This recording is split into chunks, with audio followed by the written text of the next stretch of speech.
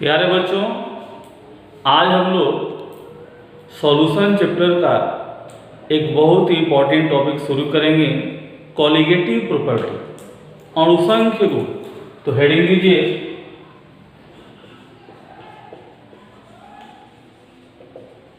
Colligative property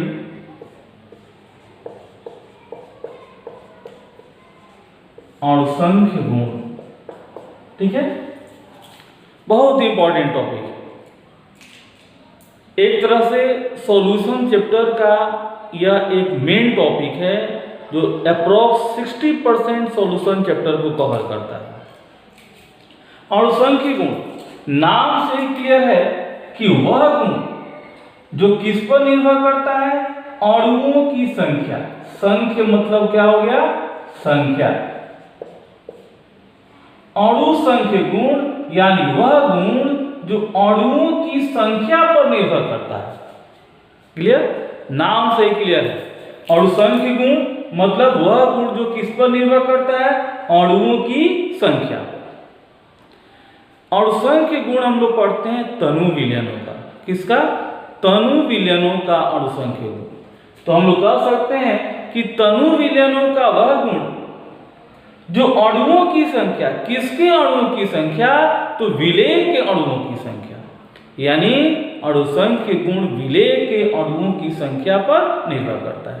हम लोग पढ़ चुके हैं कि विलयन के दो घटक होते हैं, विलेय और विलायक। जो कम मात्रा में होता है विलेय और जो अधिक मात्रा में होता है विलायक।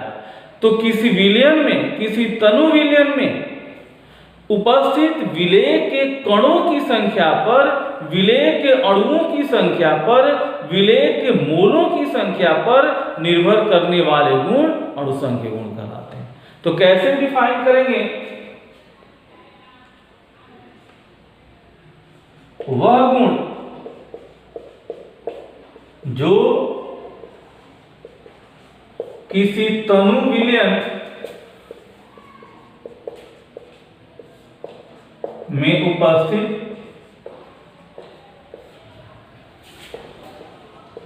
विलेय के कणों या अणुओं या मोलों की संख्या पर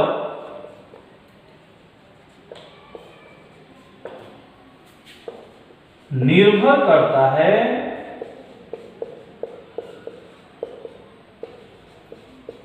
अणुसंख्य गुण कहलाता है।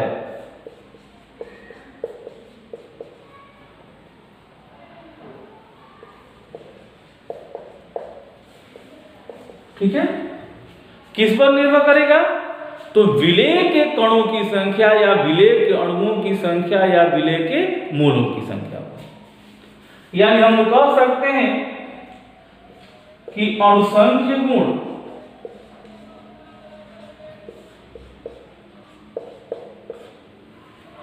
समानुपाती होगा विलेय के कणों की संख्या के या विलेय के अणुओं की संख्या के या विलेय के मोलों की संख्या के। ठीक है, विलायक के कणों, अणुओं या मोलों की संख्या से यह अप्रभावित रहता है। केवल यह डिपेंड करता है विलेय के कणों या अणुओं या आयनों या मोलों की संख्या। यदि विलेय के कणों की संख्या, विलेय के अणुओं की संख्या, विलेय के आयनों की संख्या, विलेय के मोलों की संख्या बढ़ेगी तो अणुसंख्य गुण बढ़ेगा। क्लियर हो गया? किसके संख्या पर निर्भर करेगा? तो विलेय के कणों यानी अणुओं या आयनों या मोलों की संख्या पर निर्भर करेगा। यदि कणों की संख्या बढ़ेगी अणुसंख्य गुण बढ़ेगा, अणुओं की संख्या विलेय के बढ़ेगी तो अणुसंख्य गुण बढ़ेगा, विलेय के मोलों की संख्या बढ़ेगी तो अणुसंख्य गुण बढ़ेगा। अब अणुसंख्य गुण जो है वे किन किन बातों पर निर्भर नहीं करते हैं, इसको हम लोग देखेंगे। तो अणुसंख्य गुण विलेय की प्रकृति पर निर्भर नहीं करता है। देखिए,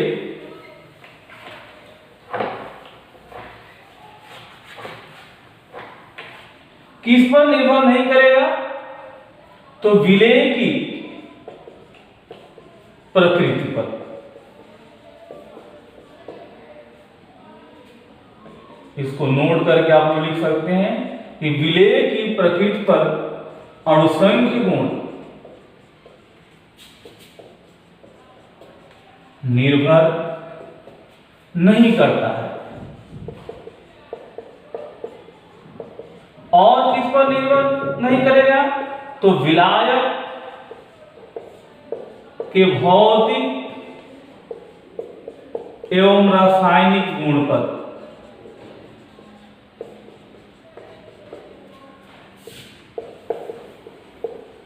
निर्भर नहीं करता है। विलायक से अप्रभावित होगा और विलेय की प्रकृति से अप्रभावित होगा। सॉल्यूट कैसा है उससे कोई लेना देना नहीं है। सॉल्यूट के सिर्फ number of particles, number of molecules, number of ions, number of moles per निर्भर करता है। अब हम लोग देखेंगे कि आखिर वैसे कौन कौन से गुण हैं जो विलेय के कणों की संख्या पर निर्भर करते हैं, यानी अणुसंख्य गुण कौन कौन से हैं। तो देखिए,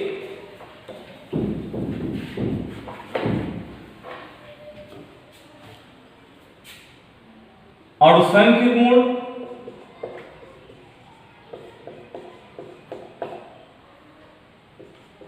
निम्नलिखित 4 होते हैं। कौन कौन? तो पहला, वाष्प दाब में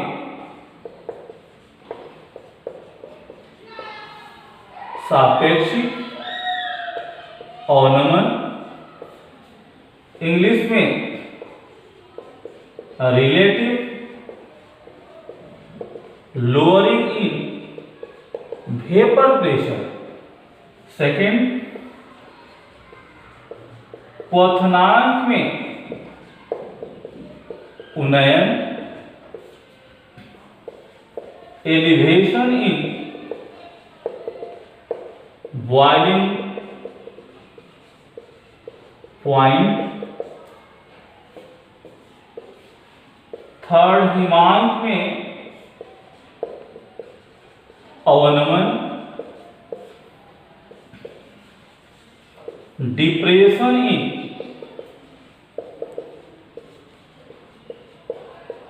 freezing point. And fourth,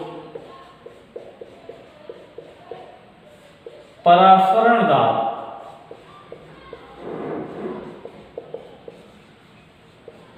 osmotic pressure.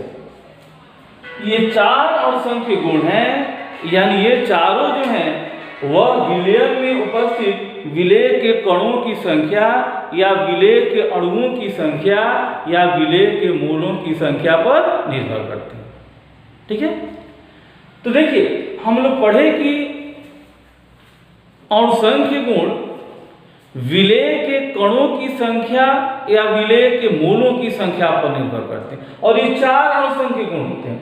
वाष्प दाब में सापेक्षिक अवनमन, वाष्प दाब हम पढ़ चुके हैं पिछले क्लास में।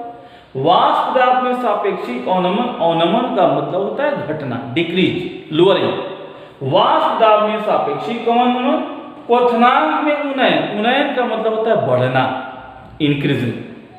हिमांक में अवनमन, अवनमन का मतलब भी होता है घटना। और परासरण। तो विलेय के कणों की संख्या बढ़ेगी तो ये चारों चीज बढ़ेगी। मतलब यदि किसी विलयन में विलेय के कणों की संख्या या मोलों की संख्या बढ़ती है तो क्या क्या बढ़ेगा? वाष्प दाब बढ़ेगा, वाष्प दाब में सापेक्षिक अवनमन बढ़ेगा। क्वथनांक में उन्नयन बढ़ेगा, क्वथनांक में वृद्धि ज्यादा होगी यदि विलेय के कणों की संख्या बढ़ेगी। तो यदि विलेय के कणों की संख्या बढ़ेगी तो हिमांक में अवनमन ज्यादा होगा, हिमांक में अवनमन ज्यादा होने का मतलब हिमांक ज्यादा घटेगा, डिक्रीज करेगा और परासरण दाब बढ़ेगा। क्लियर हो गया? कोलिगेटिव प्रॉपर्टी विलेय के कणों की संख्या पर निर्भर करती है। विलेय के कणों की संख्या बढ़ने का मतलब, विलेय के मोलों की संख्या बढ़ने का मतलब इन चारों चीजों का बढ़ना। चारों चीजों का बढ़ना मतलब यदि विलेय के कणों की संख्या या मोलों की संख्या बढ़ेगी तो वाष्प दाब में अवनमन बढ़ेगा, सापेक्षिक अवनमन बढ़ेगा। यदि विलेय के कणों की संख्या या मोलों की संख्या बढ़ेगी तो क्वथनांक में उन्नयन बढ़ेगा, क्वथनांक में वृद्धि ज्यादा होगी। यदि विलेय के कणों या मोलों की संख्या बढ़ेगी तो हिमांक में अवनमन ज्यादा होगा, यानी हिमांक ज्यादा घटेगा, अवनमन मतलब डिक्रीज होना, और परासरण दाब भी बढ़ेगा। यानी ये सभी डिपेंड करेंगे किस पर? स्मॉल एन यानी विलेय के कणों की संख्या, विलेय के मोलों की संख्या। ये ध्यान रखना, ये बहुत इंपॉर्टेंट है और इस पर क्वेश्चन पूछे जाते हैं। इस तरह से भी ऑब्जेक्टिव में क्वेश्चन आते हैं कि निम्नलिखित में से कौन अणुसंख्यिक गुण है? वाष्प दाब अणुसंख्यिक गुण नहीं है, वाष्प दाब में सापेक्षिक अवनमन अणुसंख्यिक गुण है, ध्यान रखना। क्वथनांक अणुसंख्यिक गुण नहीं है, क्वथनांक में उन्नयन अणुसंख्यिक गुण है। हिमांक अणुसंख्यिक गुण नहीं है, हिमांक में अवनमन अणुसंख्यिक गुण है। परासरण अणुसंख्यिक गुण नहीं है, परासरण दाब अणुसंख्यिक गुण है। और ये चारों चीजें यदि विलेय के कणों की संख्या बढ़ेगी तो ये बढ़ेगी। अब इस पर हम लोग कुछ क्वेश्चन देखते हैं। अब देखिए, जैसे ये क्वेश्चन है, निम्न में से कौन अणुसंख्यिक गुण है? अणुसंख्यिक गुण कितने भी हम लोग पढ़े? 4। वाष्प दाब में सापेक्षिक अवनमन, क्वथनांक में उन्नयन, हिमांक में अवनमन और परासरण दाब। तो देखिए इसमें से परासरण दाब ये होगा। पृष्ठता, चालकता और अर्ध आयु, ये तीनों अणुसंख्यिक गुण में हम लोग नहीं देखे, केवल परासरण दाब देखें, इसलिए परासरण दाब राइट आंसर है। इस तरह के क्वेश्चन बोर्ड की परीक्षा में पूछे जाते हैं, कंपटीशन में भी पूछे जाते हैं। ये देखिए, किसका परासरण दाब अधिकतम है? 0.1 m। m का मतलब हो गया मोलर, जैसे मोलरिटी आप लोग पढ़े हैं, मोलरता पढ़े हैं, तो 0.1 m। यहां पर सबकी सांद्रता बराबर है, आप देख रहे हैं सबकी सांद्रता 0.1 m। यहां CaCl2 विलयन है, तो CaCl2 आयनिक यौगिक। दो तरह का विलय हो सकता है, एक विलय जो होगा वह इलेक्ट्रोलाइट और दूसरा नॉन इलेक्ट्रोलाइट। ठीक है, इलेक्ट्रोलाइट और नॉन इलेक्ट्रोलाइट। ये पहला क्वेश्चन पहले आप नोट कर लीजिए।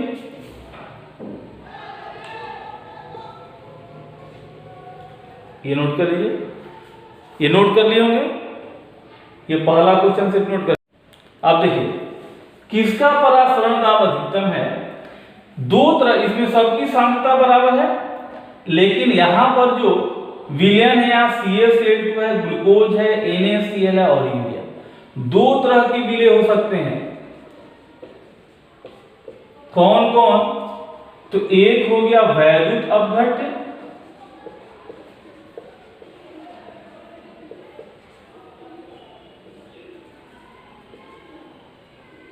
और दूसरा वैद्युत अनपघट्य। ठीक है, वैद्युत अपघट्य क्या होते हैं? जो जलीय विलयन में आयनों में वियोजित हो जाते हैं। जैसे देखिए NaCl आयन में टूटेगा तो Na+ और Cl-। यदि इसका 1 मोल डालिएगा विलयन में तो 2 मोल आयन देगा। एक NaCl मॉलिक्यूल डालेंगे तो एक Na+ और एक Cl- 2 आयन में वियोजित हो जाता है, यानी यह कणों की संख्या को बढ़ा दे। उसी तरह CaCl2, यह आयन में टूटेगा तो एक Ca हो गया और 2 Cl है, एक कैल्शियम आयन और 2 क्लोराइड आयन। तो एक CaCl2 कितना आयन दे रहा है? 3 आयन दे रहा है। एक NaCl कितना आयन दे रहा है? 2 आयन दे रहा है। तो ये जब जलीय विलयन में जाएंगे तो कणों की संख्या बढ़ जाएगी। इसका यदि 1 मोलर लेंगे तो विलयन में यह 2 मोलर आयन दे देगा। इसका 1 मोलर लेंगे तो यह 3 मोलर आयन दे देगा, क्योंकि 1 मोलर ये हो गया और 2 मोलर ये, कितना मोलर हो गया 3 मोलर। CaCl2 यहाँ पर मोलों की संख्या यहाँ पर आती है, यहाँ पर यदि कुछ नहीं लिखा है तो 1 मोल, और यहाँ जैसे 2 लिखा है तो 2 मोल, तो 2 मोल ये और 1 मोल ये, कितना मोल हो गया 3 मोल, या 3 मोल दे दिया। और यह कितना मोल दिया, तो 1 मोल सोडियम आयन, 1 मोल क्लोराइड आयन, कितना दे दिया 2 मोल दे दिया। तो ये जब विलयन में जाएंगे तो कणों की संख्या को बढ़ा देंगे, आयनों की संख्या को बढ़ा देंगे। इसका यदि 1 मोलर है तो 2 मोलर हो जाएगा, इसका 1 मोलर है तो 3 मोलर देगा, इसका 0.1 होगा तो 0.2 हो जाएगा, इसका 0.1 मोलर लेंगे और विलयन में कितना हो जाएगा तो 0.3 हो जाएगा। लेकिन वैद्युत अनपघट्य जो होते हैं ये आयनों में वियोजित नहीं होते हैं, जैसे यूरिया, ग्लूकोज, सुक्रोज, ये आयन में नहीं टूटेंगे। इसका 1 मोलर यदि यूरिया, 1 मोल यूरिया यदि आप वाटर में डालें तो 1 ही मोल वाटर में जाने के बाद होगा। 1 मोल ग्लूकोज यदि वाटर में डालें तो डिजॉल्व होने के बाद वह 1 मोल ही रहेगा। यह भी 1 मोल यदि सुक्रोज के यदि पानी में डाले, वाटर में डाले तो यह डिजॉल्व होने के बाद 1 ही मोल रहेगा। तो देखिए अब यह कितना मोल देगा ये हम लोग देखेंगे। तो 0.1 है और CaCl2 1 मोल से कितना आयन बनना है, 1 2 3 आयन, तो 0.1 × 3 यानी 0.3 मोल देगा। यह कितना देगा, तो अभी आपको बताया कि यह विद्युत अनपघट्य हैं, यूरिया, ग्लूकोज और सुक्रोज, ये अपघटित नहीं होते हैं, जितना वाटर में डालिएगा उतना ही रह जाएगा। तो 0.1 डाले हैं तो यह कितना रह जाएगा, 0.1 ही रह जाएगा। NaCl वैद्युत अपघट्य है, यह आयन में टूटेगा तो 1 मोल से कितना मोल बनना है, 2 मोल बनना है। 1 मोल Na प्लस और 1 मोल Cl माइनस, कितना हो गया 2 मोल। तो 0.1 है तो 0.1 × 2 कितना हो जाएगा 0.2। और यह यूरिया, यूरिया भी वैद्युत अनपघट्य है, यह भी आयन में वियोजित नहीं होता है, जितना वाटर में डालिएगा घुलने के बाद भी उतना ही रहेगा। तो 0.1 है तो ये भी 0.1। अब इसमें सबसे अधिक कौन है, तो सबसे अधिक कणों की संख्या किसका है, CaCl2 का। इसलिए और हम लोग जानते हैं कि परासरण दाब अणुसंख्य गुण है, और अणुसंख्य गुण किस पर निर्भर करता है, मोलों की संख्या पर। और इसमें मोलों की संख्या सबसे अधिक किसकी हो रही है, 0.3 किसका है, CaCl2 का, इसलिए इसका परासरण दाब सबसे अधिक। क्लियर, ध्यान रखेंगे। हम लोग देखेंगे कि जो इसमें एग्जाम्पल दिया गया है, जो ऑप्शंस दिए गए हैं, इन ऑप्शंस में जो सॉल्यूट हैं, जो विलेय हैं, ये विलेय वैद्युत अपघट्य हैं कि वैद्युत अनपघट्य। क्योंकि यहां पर सबके मोलों की संख्या समान है। विलेय में सभी विलेय के मोलों की संख्या समान कर, सबकी मोलरता समान है। तो वैद्युत अनपघट्य जो होगा वह कणों की संख्या को बढ़ाएगा नहीं, जितना मोल डालेंगे उतना ही मोल रह जाएगा। ग्लूकोज और यूरिया 0.1 है तो 0.1 ही रह गया। कणों की संख्या बढ़ेगी किसकी, तो यदि वैद्युत अपघट्य आप लिए हैं, जैसे NaCl और CaCl2, एक CaCl2 कितना आयन देता है, 3 आयन देता है, तो 0.1 मोल है तो ये 0.3 मोल आयन देंगे। उसी तरह एक NaCl 2 आयन दे रहा है तो 0.1 मोल है तो ये कितना आ जाएगा 0.2।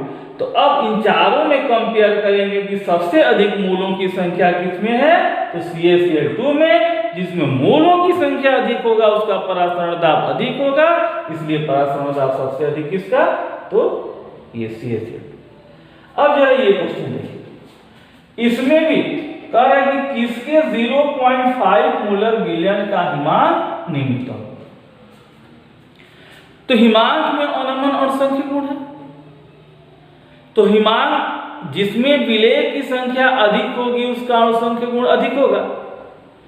और हिमांक में अनमन अणुसंख्य गुण है तो जिसमें विलेय के मोलों की संख्या अधिक, विलेय के कणों की संख्या अधिक, उसका हिमांक में अवनमन सबसे अधिक, यानी उसका हिमांक सबसे कम होगा। हिमांक में अवनमन मतलब हिमांक घटना। विलेय के कण की संख्या यदि बढ़ेगी, जितना ही विलेय के कणों की संख्या बढ़ेगी उतना ही हिमांक घटते जाएगा। विलेय के कणों की संख्या बढ़ेगी तो हिमांक में अवनमन होगा, मतलब हिमांक घटते जाएगा, ये ध्यान रखना है।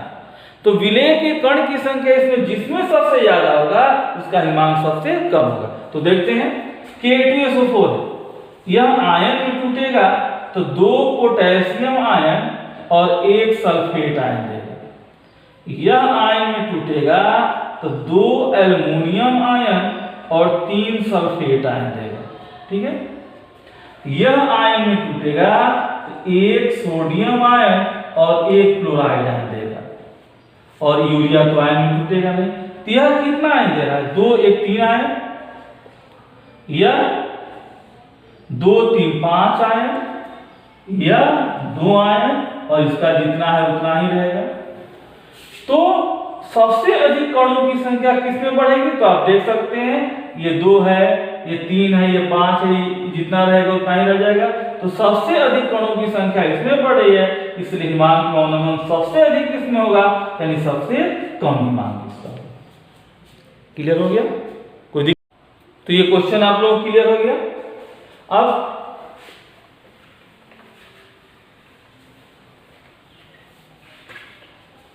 कहीं ऐसा नहीं है कि कंफ्यूजन हो रहा होगा कि कैसे टूट रहा है।